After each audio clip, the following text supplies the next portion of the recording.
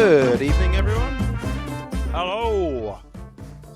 Volume down here. Yes, welcome to Ben's Camera Show, and this will be the last one for about a month. That is true. I've got a very busy couple of weeks coming up. I'm afraid I can't talk to you for a few weeks, but when I come back, it will be worth it. I'll tell you later what I'll be talking about. So how's everyone's week been?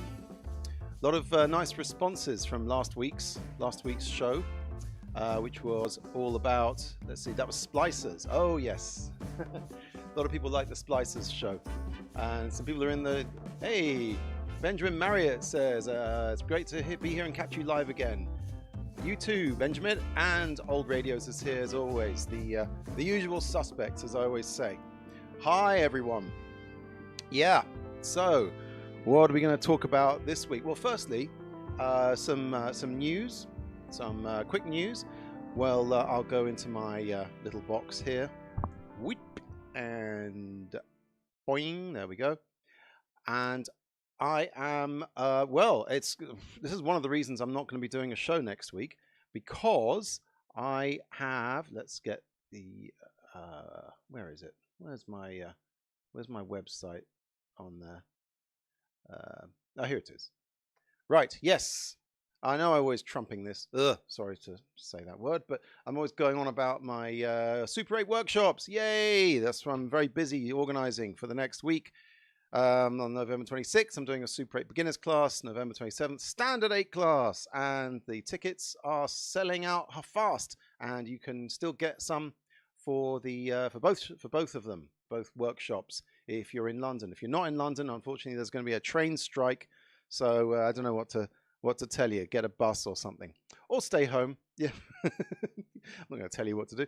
Anyway, so what else is going on? Yes, I'm going to do Exploding Cinema. I talked about that last week. That's coming up this weekend. Oh my Lord, I'm very, very busy doing all of that at the Cinema Museum. We're going to be showing some amazing movies of short films, independent short films coming up. There's the films there. Going to be a great little show there at Exploding Cinema, and those are the adverts, and that's all. That's all the plugs for today. Oh God, I'm hot.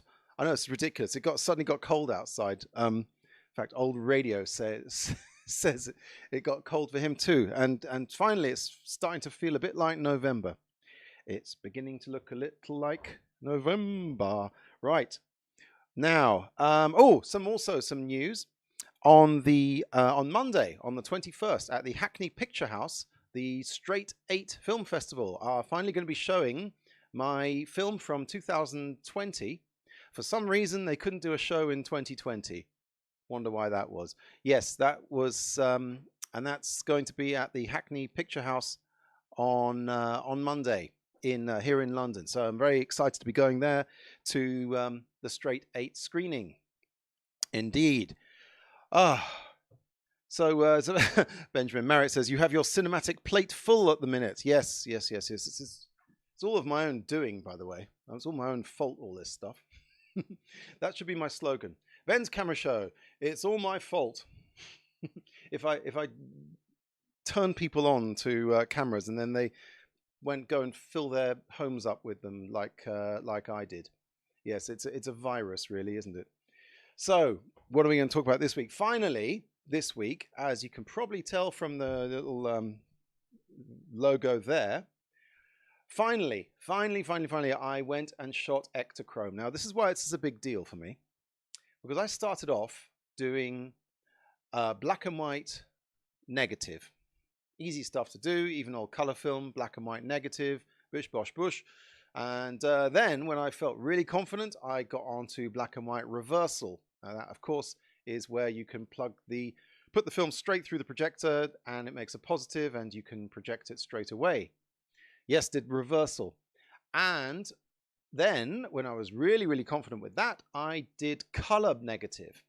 And I've done films about that. I've done shows about that. You've all seen me talk about color negative. Of course you have. So there was one format left to do, and that's color reversal.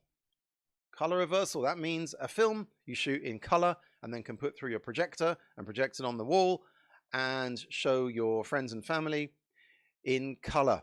And finally, I went and did it. And then today is the show. In fact, I did it last summer. And ever since then, I've been mucking about with Ektachrome. I've been trying all sorts of things in it. I tried things that shouldn't be in reversal developing.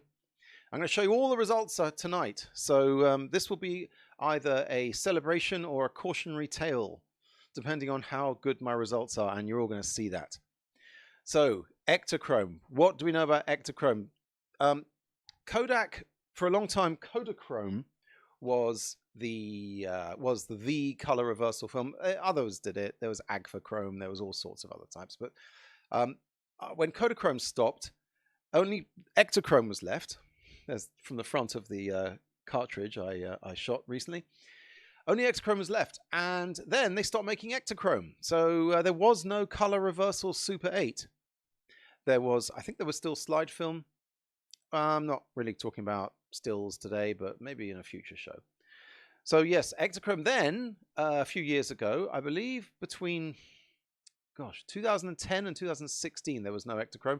And then I believe it's 16, maybe it was 2018, one of those teen years. Kodak finally started making Ektachrome again in Super 8.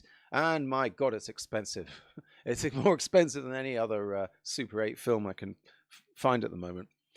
And so I saved up and I bought myself not only a roll of Ektachrome, fresh stuff, but I went and got myself an E6 kit to do it.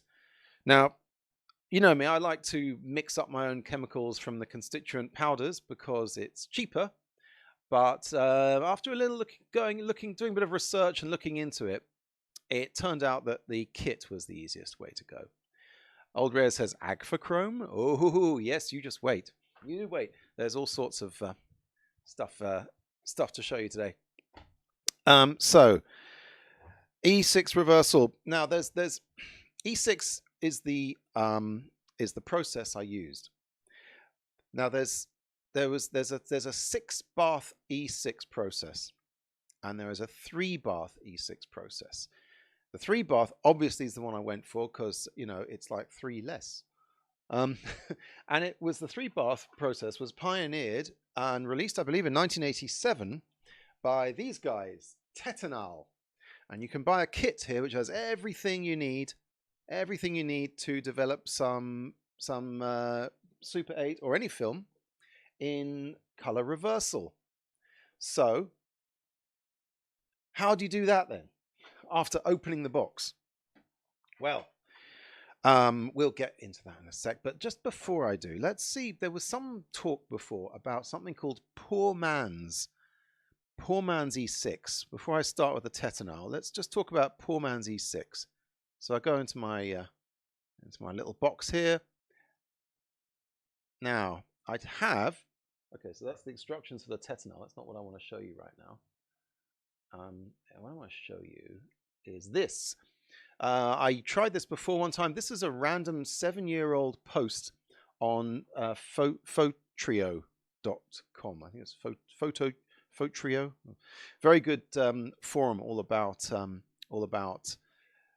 photography and everything else. So this is poor man's E6 up here, which is basically how to do it without a kit.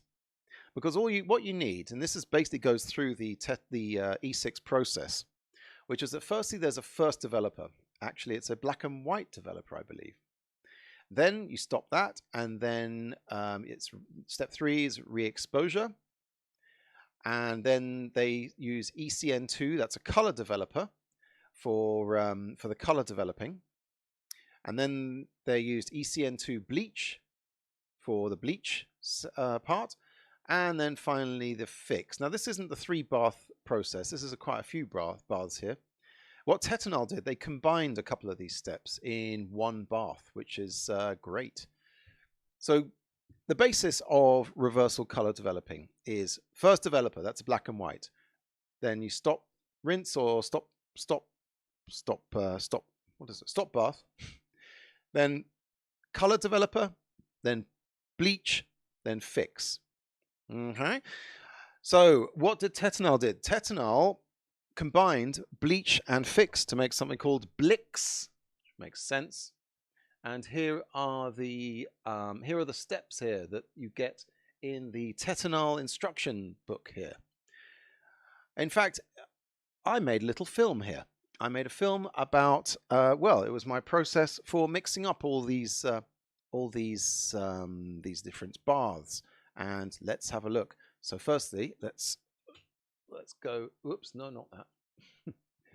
And here are the timings before I go into it. But I'll go back to that in a minute. Those are the timings, and for how long. Basically, it's like 6 minutes for each bath. Maybe 6 minutes, 15 seconds for the first developer. Let's have a look at the process of mixing up and developing using the Tetenal kit. And oh, where am I? Here I am. Can't look at data. I've got something. Oh, my green screen isn't quite there. Excuse me a moment. There we go. Let the magic continue. Right, let's have a look. What have I got here? Right, there is the Tetenal kit. I've fast forwarded certain sections of this film just for, you know, brevity's sake. There are the very nicely packed concentrate bottles, the bottles of the Tetenal. Now, there's more than 3 bottles, as you can see. That's because some of these have to be mixed separately in 2 halves and then mixed together. And there's the instruction book. So here's what we did here. Here's a little tip for you. If you're going to pour exactly the same amount, like 300 mils into a jug, so you don't have to keep looking and putting your eyes right up to it, I put a piece of yellow masking tape. So the bottom level of the masking tape is exactly the level I want to fill to. So that's just sped everything up. See there? Very nice. Little tip for you all there. Then to 300 mils, I added 600 mils of warm water. Get that down you. Or was it 400 mils of Tetenal? I should look this up, really. Again. Yeah. Oh, 400 mils and 600 mils of first developer. And I poured that into a bottle here. So that's my litre of first developer. And then I warmed up. I put some water into a bucket and got this out. This is my Cine Still water bain-marie, whatever it's called. This circulates the water and warms it and heats it and keeps it at a steady temperature, which can be adjusted depending on what you're developing. So you see that little knob there at the bottom, that wheel knob. Yeah, so there it goes. I'll show you what it looks like on the screen in a second here. It'll come up in a sec. So I'm making a warm bath here to put all my chemicals in. So they get up to the required temperature, which apparently is 100 degrees Fahrenheit, 37.8 Celsius. I actually go to a little bit higher. There we go. That's where you can set your temperature to. I set it a little higher than that because it's going to lose a degree or so on its way to the film. So there we go. Now the color developer part 1. Benjamin Merritt says, "Way, the old water heater." Yes, yes, very useful. It cost a bit, and you can get them cheaper if you go to a catering company. I think restaurants use them. So yeah, there's my color developer. Never, they keep telling us that's part 2 of the color developer. Do not get any color developer anywhere near the first developer. Some people even buy their own buckets and funnels just for the first developer. You can ruin the first developer by getting color developer in there, apparently. Benjamin Merritt says, you shot that video in Video 8. Yes, that was my first color developing film. That was my ECN2 color negative film, which I shot in Video 8. Because why the hell not? So there it goes into the bucket to get all nice and warmed up. And top it up with a little bit more water, just so the water will jacket the bottles nicely. Hey, Barry Steinlager's here. Just got here. Sorry I'm late. Sit down, Mr. Steinlager. We'd love to hear your excuse. Okay. Now, what's this nasty looking stuff? That is Blix. That is a concentrate of bleach fix or Blix. And we stick that in there and we warm that all up. And it's in part 2. It's in two lots. Not really sure why. Probably if you mix them together, they probably last longer or something. Now Let's get that finally into a thing. I don't know why I filmed all of this, but why the hell not? Well, the thing is that I filmed so much of the preparation of the chemicals that I didn't film an awful lot of the actual developing because I was busy developing, obviously. So yes, a little. Now what we've got here. I'm just going to pause that for a second. That's my test thermos flask. I did test strips before I committed a single roll of Super 8 to this stuff. I did some test strips just to make sure I had all the timings right and everything else. So that's me measuring the temperature of the test strip, and of course I haven't focused properly on there, but it was all right. So yeah, and then I warmed up my test strip thing there. That tank there I'm just using for tests and little bits of film here and there. Warmed it up first, and there's the color. Why am I pointing at that? Okay, so I was halfway through here. I was at the color developer thing stage. You just pour it in, you pour it out, you rinse, you pour the next one in, pour the next one out, you rinse. I mean, developing, it's not rocket science. But I would say it's like knitting. You know, it's an easy skill to pick up, but if you screw up, you're in trouble. So that's what I used. I used my nice Lomo tank to develop some actual Super 8 in there. I don't know why I panned over to that. I think that's the sink. And the film is in there busy developing. And when here's me pouring some into the tank via the funnel. I like to do it with the hose rather than pouring it in the top. It's just a bit neater this way. So that's the color. That was the color developer going in. There's a final rinse right there, and now we have developed film. What did I develop? Well, let's look at some tests first. Let's look at the test strips before I show you the full film that I did. And there's me clipping it to a it's actually a cupboard tidy. You're supposed to hang up ties and socks with it apparently in a cupboard. They're going to cost £3. They're very good for drying out film, especially if you get two of them. You can stretch it right across the room and back again. So that's another little tip. Oh my god, I'm coming up with the tips tonight. Now that's what it looked like. So what did I? Hang on, before I show you anything else, what did I develop? What's that green and yellow mess? My first thing I developed was this Kodak Ektachrome 160, which I can just about see that there. There we go. Ektachrome 160.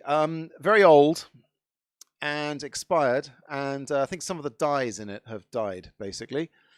There's the so I just about could make out. Well, green and yellow seem to come out fine. Red, blue, not so much. These were taken with my DSLR camera, but that's about as good as I could get. But let's get it in the Wolverine. What do we got if we can get a decent scan? Right, 8 minutes. That's what it looked like after 8 minutes in the first developer. Quite contrasty. 6 minutes, a bit more washed out, and 4 minutes, even more washed out. And no extra colors seem to be coming at all. I think the colors have just gone in this film. However, with a bit of post-production, with a bit of, a bit of jiggery-pokery. Oh, wait a minute. And here's a sneak preview of some Agfa Moviechrome that I shot right after the Queen died. Like the day after the Queen died. I went for a little cycle around town just to see what's going on, make sure she's still dead. I didn't join that whole queue, but that's what the Mall looked like before they had anything set up. There was news crews. There was people doing weird stuff. Here's a guy playing a violin, because why not? I don't know. He's playing a violin for the Queen. I think he's just doing it for attention for himself, to be honest. Now, the interesting thing about the guy playing the violin is that this is the bit I used for the test strip. So I did this in 4 minutes, 6 minutes, and 8 minutes, I believe. Unless it was 3 minutes, 6 minutes, 9 minutes. And there they go. Okay, so let's look at that. 4 minutes, bit blue. Not quite, a bit low contrast. 6 minutes, yeah, much higher. Look at the color of the ground. It completely changed. And 8 minutes, boom. So right here, this is what overdevelopment looks like. Overdevelopment, it gets very bright. It gets pushed. If you shoot in daytime, if you're not trying to push your film, then you're gonna get something like this. So with all that in mind, I went and shot the roll of Agfa at, I think, 6 minutes. I developed it at 6 minutes. I got that still from it, which is lovely. Very nice indeed. I think that was from some sound film. That's about as good as I can hope to get E6. Oh, the comments are coming thick and fast. Barry Steinlager says, have you seen anything about the Jobo 16mm 100-foot tank? Yeah, I've seen video of it. I mean, but I can't say I'm more than like a couple of Google searches ahead of you in actually knowing anything about it. But yeah, they're very expensive, those things. And Benjamin Maris says, oh, you had to be sure she was dead. Yes. Yes, if you shoot someone on Super 8, if you shoot, I'm going to stop talking about shooting. I might get my metaphors mixed up. Old Radio says Agfa blue. Yes, very nice. So, where does that leave us? Well, let's have a look. What have I got to show? I've got the oops, not those. That's some other stuff. That's what I shot. Ektachrome 160. Can't really recommend it, you know. I guess you could do it in black and white. I think I had some better colors out of it when I did it in color negative in ECN. But I think I overexposed it as well. You know, there's so many factors. Jesus. I mean, that's the other one I shot. That's the Boots Moviechrome. It says Boots, but it's actually Agfa Moviechrome. Then the black box is the last box they made of that. So if you're looking for Boots film, try and get the black box stuff. It's not too bad. Not too bad. So here's the stills here. Once again, that's a bit underdeveloped. That's about right. And that's way over. Yeah. Right. So there's the mixing. That's the details for how warm everything should be. Why did it say 68 to 77 Fahrenheit? I thought it had to be warmer than that. Oh, I'm getting mixed messages here. I will show you something cool now. And that is, let's get that off. And that is the, someone actually did the expired E160 with the poor man's E6. I better credit this person, Azakena Lozana. I don't know if that's a hard C or a small C, but yeah, it's can't really say it looked that good. I'm sure they, as a Xena, would agree. So that was Ektachrome E160 in the poor man's E6, you know. So yeah, I think I hope that was a test strip. I hope that's why we only got that little bit of it. Yeah, it didn't look all that good. In fact, the poor man's E6, I'm going to try that with some actual non-expired film in the proper chemicals, just see whether it even works. Here's how much a Tetenal kit will cost you. Cost me at least £48. That's a fair amount. It's about what you'd pay to get a roll of Ektachrome developed in a lab. However, you can make at least 3 batches of reversal chemicals with one of these kits, and you can reuse each of those batches several times. They say that you shouldn't reuse it more than a couple of times, but I found it still kind of works if you keep it in the fridge in between uses. So it turns out to, I don't know, I think each development would cost me less than a £5, not counting all the labor and all the rest of it. So yeah, I gotta say, the Tetenal kit, although the results I've shown you so far may not speak for themselves, but you know, I've got to say it wasn't bad. Let's have a look at some results, some more results. I'll get back on here, and then we'll go into the screening room and have a look. So, oops, once again we've got the previous film playing. Right, let's look at my Ekta 160.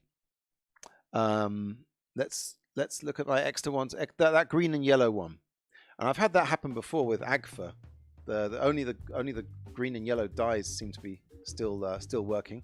It's a nice kind of atmospheric. I mean, I guess it's one step up from black and white, I guess. And there are, in fact, a couple of other colors just hiding away in there. It's slightly red, maybe a few reds. This film was shot. This was a footage shot that I developed for my daughter Lily. Lily shot this film as part of some footage for a music video that she's making. Can't wait to see the finished result. I hope they could find a use for this, but hey, you know, music videos, anything goes. Film boy, hey, Mike's in the town, in the room. He's on roll number 5 with your kit. Is that with the same chemicals or not? Anyway, I got to show you something super cool now. This is really good. Okay, so all a bit yellow and green. Now, I did a bit of color correction, and I got this, which is I made it all purple. Okay, so what next? Yes, this is then I merged the purple and the yellow, and I think I got maybe a couple more colors out of it. I changed the opacity of the purple layer, and then I did something. I got them out of order. Whatchamacallit? Out of sync. There we go. I freeze framed it. I can't describe it. Okay, here we go. I'm going to describe it quickly because it goes so fast. I get mixed up. So we're in the computer now. I'm on Adobe Premiere. I've made one layer underneath, which is the first scan, the very yellow and green scan, and then on top of that, I put the layer where I color corrected it. Let's get this music off. It's still playing. I color corrected it to this kind of. There is a film actually they make which looks like that. Some Lomo film which looks like that. But I color corrected it like that just to see if I could find any reds. The whole thing went blue and red. So then I made this layer 50% opaque and laid it on top of the yellow and green, which gave me this, which is slightly warmer, slightly better than the yellow and green. Look at that. There's maybe more than 2 colors there. Maybe, if you look very carefully. Okay, now this is what I was trying to describe before. I offset the 2 layers by 1 frame.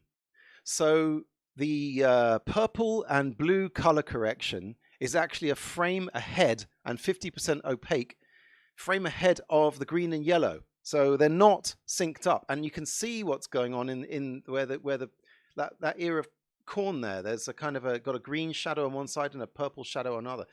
When the camera moves around, check this out. This is amazing. Okay, so everything's a bit. See, it's all shimmery, a little bit 3D-ish, a little bit out of register. And then when things really start moving, oh my God, you get an effect. Look at that. That's cool. Maybe they can still use that in the music video. I don't know. Look at this next bit. Look at this. Mental.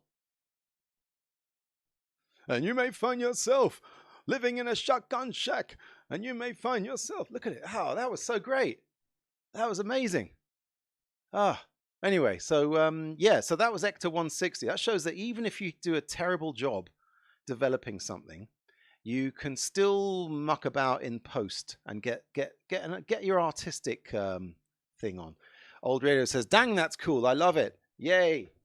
The difference between frames gives it a 3D look, says Benjamin Marriott. Correct.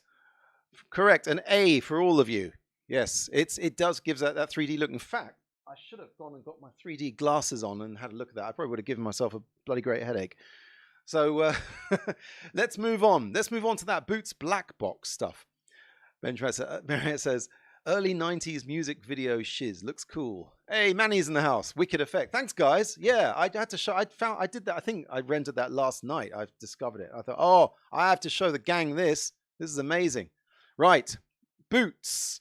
Boots was a chemist in the UK until about 2000 when they went out of business. But they made their own Super 8 film.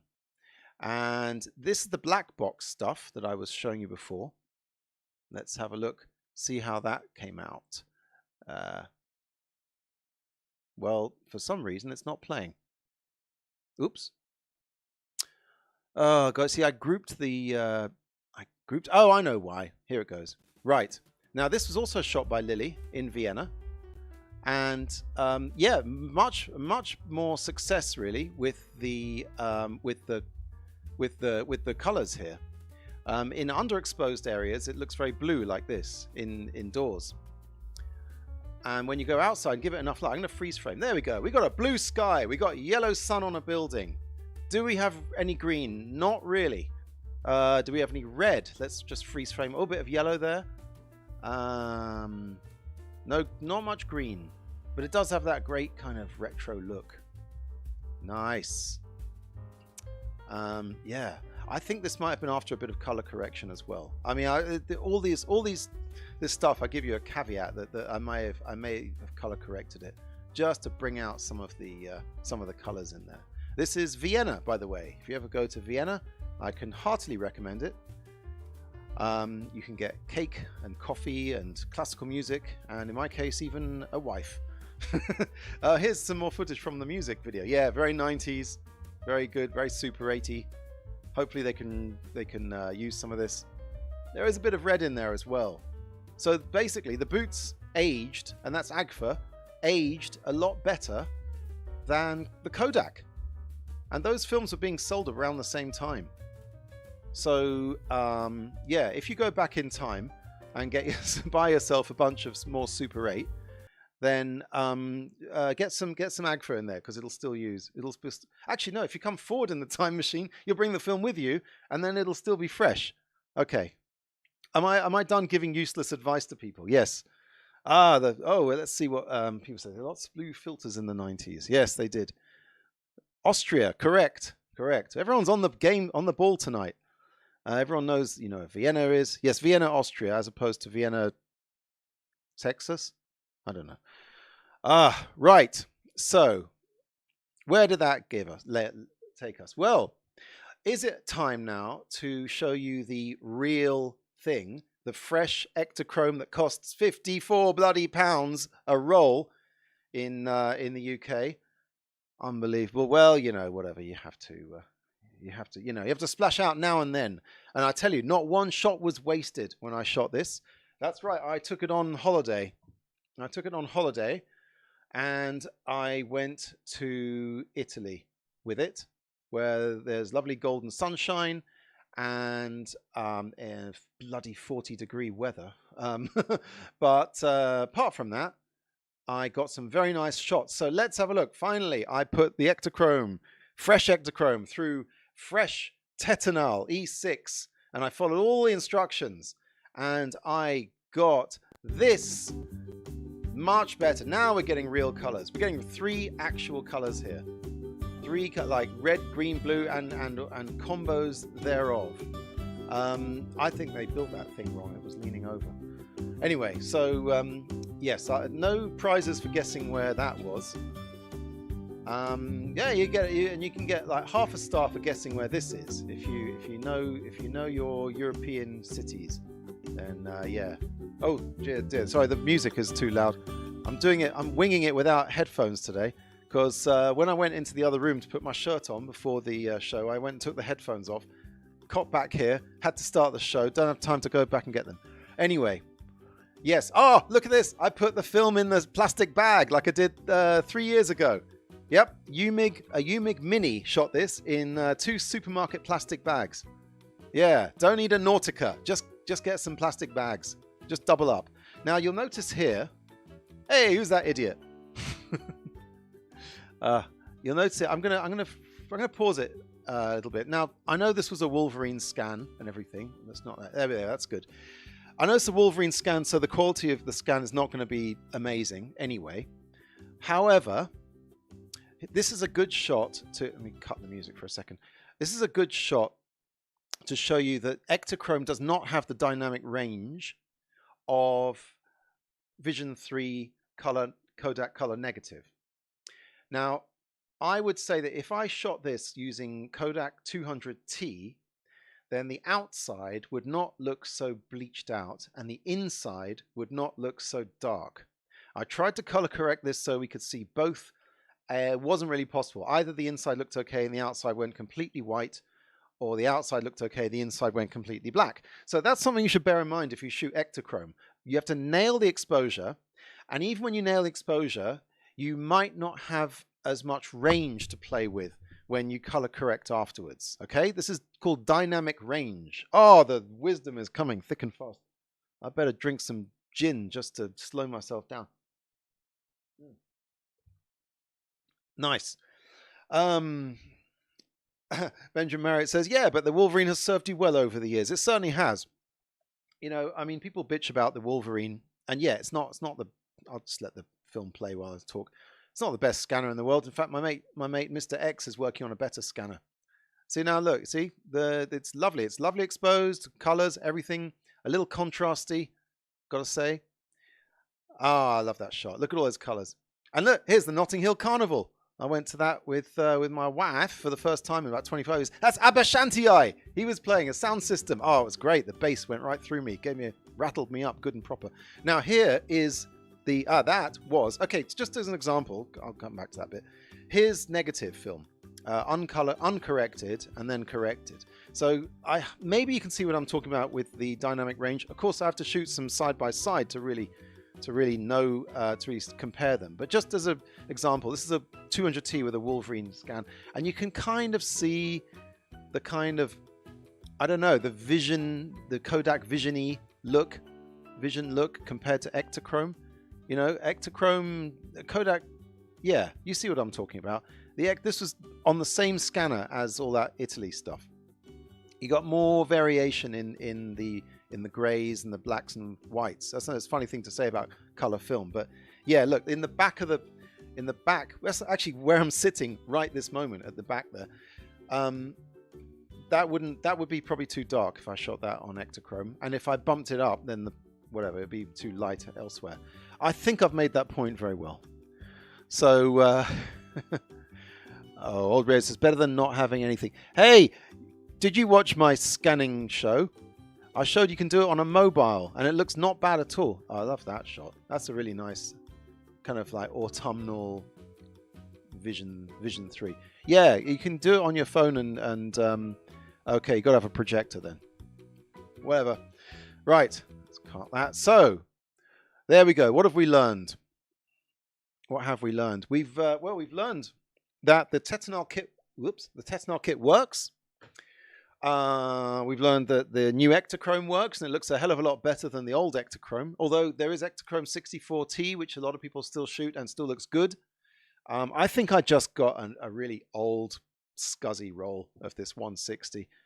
Listen, Adrian Cousins can get lovely pictures out of Ektachrome 160, but he could get lovely pictures out of some shoe leather if you put it through a camera. The guy's a genius. Anyway. I've got one more thing to show you, of course, and it's the live film for the night. Yes, I'm going to show you some live footage. We're going to project. This is what it's all about. This is what reversal is all about, and that's projecting it onto the wall. Because if you're just going to scan it, might as well shoot in negative. Then you got the extra dynamic range. But yes, I shot a roll of. Have I got the box here? Anyway, it's the orange box Agfa Chrome. Agfa Moviechrome sound.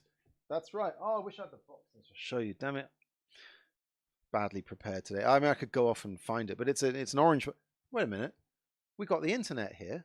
We got the sum total of all the world's knowledge. I can show you what it looked like. Let's just pause the whole show for a minute, and I will bring up the internet. And let's look. You can see I was recently searching E6 processing. That's because I didn't know anything before this show. No, I knew a couple of things. Hey, it's not about. Anyway, let's have a look. So Agfa Moviechrome sound film Super 8. I'm not leaving nothing to chance. There it is. It was like that. It was exactly like that. This one here, the Agfa Moviechrome 40 sound Super 8. Yay, we got there in the end. So that's what I shot, and I shot that on the occasion of. It's funny because I shot that stuff just after the Queen died. I shot it at the Queen's Platinum Jubilee. Indeed, I did. Oh, stop it! Oh. I shot it at the Queen's Platinum Jubilee, which was in, I believe, May of this year. God, it's been a hell of a year. Anyway, everywhere around the UK had like street parties and garden parties and picnics and community get-togethers to, you know, celebrate the fact that the old lady's on her way out, and this is probably the last big Queen event we're going to do. So yes, and I thought, because I remember the Silver Jubilee in 1977, just about remember that, I remember the Sex Pistols being in the news a lot. I didn't even know who or what they were. That and the Jubilee. That's my only recollection of 77. So a lot of people, there's a lot of Super 8 footage of the Silver Jubilee, because 77, we're talking peak Super 8 at that time. So I thought it would be nice in 2022 to bring out the old Sound Super 8 camera. I've talked enough. You get the idea. Right, we're going to get the place ready for a film show now. Switch off that light. Switch off the other light. Oh, actually, before I do anything, I've got to switch on. Get the DSLR on. That's it. Yes. Okay. Here we go. Yes. Wow. Sound, says Old Radios. God, I hope this works. I spent the majority of today setting up, trying to get the bloody sound to come out of the projector and into the sound desk here. So fingers crossed. All right. Yeah. Here we go. Yes. John, God save Queen Anne, precious reading. Anyone see Pistol on TV? The Danny Boyle. It was up and down. Bit of a curate's egg, I thought. Right. Where am I? What am I doing? Last light is off. All right. Here we go. Hello.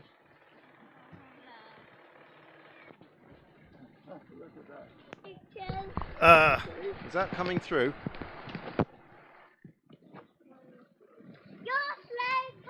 Yay. I don't have my headphones, so I can't tell if we're even hearing anything.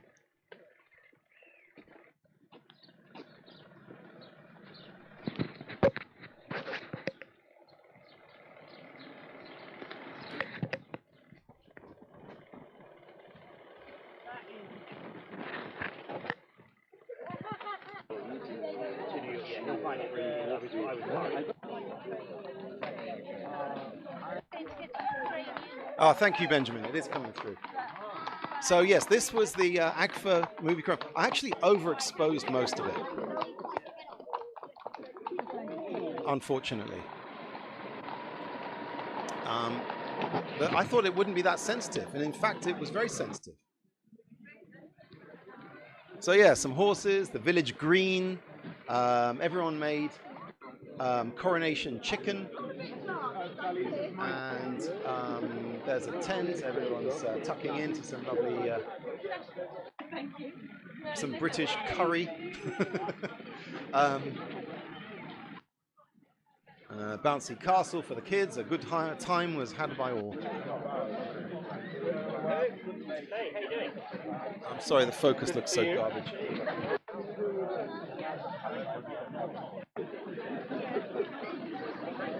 It really does look like it's been shot in 77 and then dragged through a swamp, buried in a swamp till the other day. But no, this was May this year. It's Lady Judy, the local dignitary, giving a speech. And all the people from the village sat down, had a nice lunch. He said you should try our local.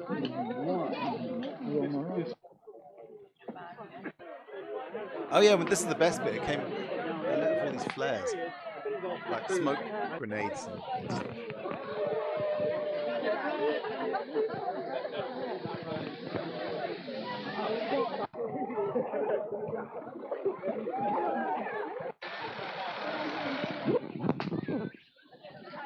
Red, white, and blue, I guess.